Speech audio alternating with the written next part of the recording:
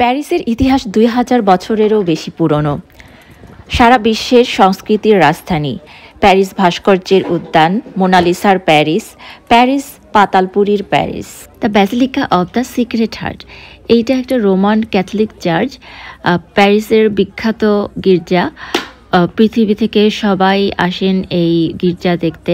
এটা মন্টমার্টরিতে আছে। এই গির্জাটি কাজ শুরু হয়েছিল 1875 সালে এবং নির্মাণ কাজ শেষ হয়েছিল 1914 সালে। এটা একটা বিউটিফুল প্লেস, আর এখান থেকে ভিউটা এত সুন্দর, এটা চোখে না দেখলে বোঝা যায় না। এখান থেকে পুরো প্যারিস শহরটি দেখা যায়।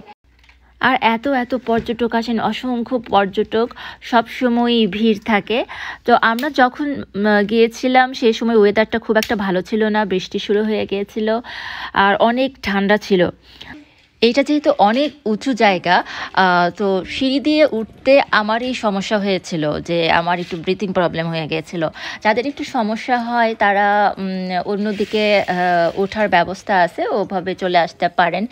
এবং যেহেতু বিশাল বড় জায়গা, সো ওদের ট্রেনের ব্যবস্থা আছে, ট্রেনে করে টিকিট কাটতে হবে। তো টিকিট কেটে ট্রেনে করে পুরো এরিয়াটা ঘোরা যাবে।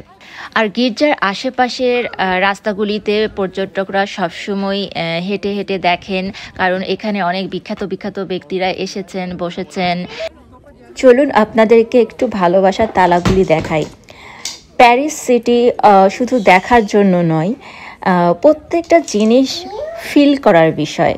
প্যারিসের বিখ্যাত গির্জা ব্যাসিলিকা গির্জার সামনে এই তালাগুলো ঝুলানো আছে।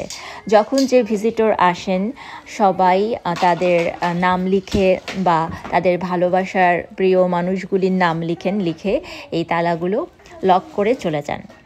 এখানে যদি ৫-৬ বছর পর এসেও দেখা যায়, তাহলে সেম তালাটা ওখানেই দেখা যাবে।